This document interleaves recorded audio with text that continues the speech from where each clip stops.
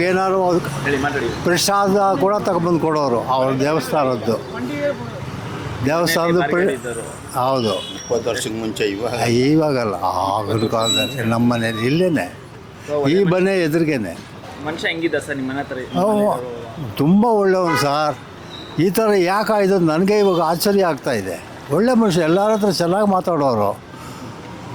ದೇವಸ್ಥಾನದ ಪ್ರಸಾದ ಎಲ್ಲ ಕೂಡ ತಗೊಂಬಂದು ನಮ್ಗೆ ಕೊಡೋರು ಅವ್ರಿಗೆಲ್ಲ ಅಂತ ಒಳ್ಳೆಯವರು. ಯಾವ ಓದ್ತು ಏನೂ ತೊಂದರೆ ಇಲ್ಲ ಅವ್ರದ್ದು. ಇಲ್ಲಿಂದ ಹೋಗಿದ ಮೇಲೆ ಅಲ್ಲೆಲ್ಲೋ ಹೋಗಿದ್ರು, ಅದು ಏನಾಯಿತು ನನಗೆ ಗೊತ್ತಿಲ್ಲ. ಕಳ್ತನ ಮಾಡ್ತಾರಂತ ಅಂದ್ಕೊಂಡಿದ್ರಿ ನೀವು? ಇಲ್ಲಿಲ್ಲ ಸ್ವಾಮಿ, ಇಲ್ಲ.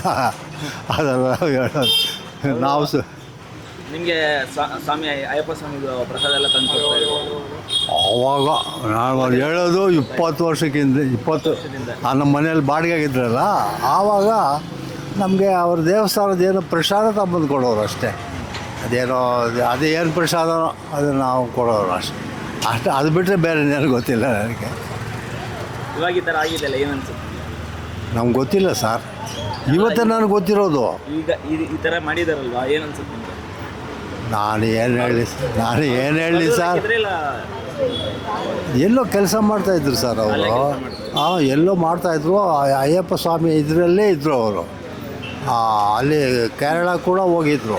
ಅವರು ಹೋಗಿ ಅಲ್ಲಿ ಏನೋ ಪೂಜೆ ಎಲ್ಲ ಮಾಡಿಬಿಟ್ಟು ಭಾಳ ಚೆನ್ನಾಗಿದ್ದರು.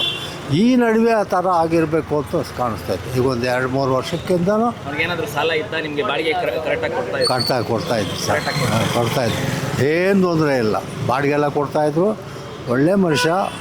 ಅವರು ಮದುವೆ ಮಾಡ್ಕೋಬೇಕಂದ್ರೂ ಕೂಡ ನನಗೆ ಕೇಳಿದ್ರು ಐಡಿಯಾ. ಮಕ್ಕಳು ಎಷ್ಟು ಮಕ್ಕಳು ಇದ್ದಾರೆ? ಒಂದೇ ಒಂದು ಮಗು. ಯಾರು? ಗಂಡು ಮಗ, ಒಂದೇ ಒಂದು ಮಗ. ನನಗೆ ಕೇಳಿದ್ರು, ಹಿಂಗೆ ಮದುವೆ ಮಾಡ್ಕೋಬೇಕು, ಇನ್ನು ಬರೋಳು ಹೆಂಗಿರ್ತಾಳೋ, ನನ್ನ ಮಗು ಚಿಕ್ಕ ಮಗು ಒಂದಿದೆ, ಏನಾಗುತ್ತೆ ಅನ್ನೋದು. ಏನೆಲ್ಲ ಒಳ್ಳೆ ಹುಡುಗಿ ನೋಡಿ ಮದುವೆ ಮಾಡ್ಕೊಳ್ಳಿ ಅಂತ ತೊಂದರೆ ಇಲ್ಲ. ನಿಮಗೂ ಟೈಮ್ ಸರಿಗೆ ಊಟ ಬೇಕಲ್ಲ. ಹೌದು ಸರ್. ಹೋಟ್ಲಿಗೆ ಹೋಗಿ ತಿನ್ನೋಕ್ಕಾಗತ್ತಾ? ನೀವು ಊಟ ಮಾಡ್ಕೊಳ್ಳಿ, ಮದುವೆ ಮಾಡ್ಕೊಳ್ಳಿ, ಏನು ತೊಂದರೆ ಇಲ್ಲ ಅಂತ ನಾನು ಹೇಳಿದೆ. ಮದುವೆ ಮಾಡ್ಕೊಂಬಿಟ್ಟು ಚೆನ್ನಾಗಿತ್ತು. ಆ ಹುಡುಗಿನೂ ಒಳ್ಳೆಯವಳು, ಪಾಪ ತುಂಬ ಒಳ್ಳೆಯವಳು. ಆಮೇಲೆ ಮಕ್ಕಳಾಗೋದಿಲ್ಲ ಅಂತ ಗೊತ್ತಾಯಿತು. ನಮ್ಮ ಈ ವಿಡಿಯೋ ನಿಮಗೆ ಇಷ್ಟವಾದಲ್ಲಿ ಲೈಕ್ ಮಾಡಿ, ಶೇರ್ ಮಾಡಿ, ಸಬ್ಸ್ಕ್ರೈಬ್ ಮಾಡಿ.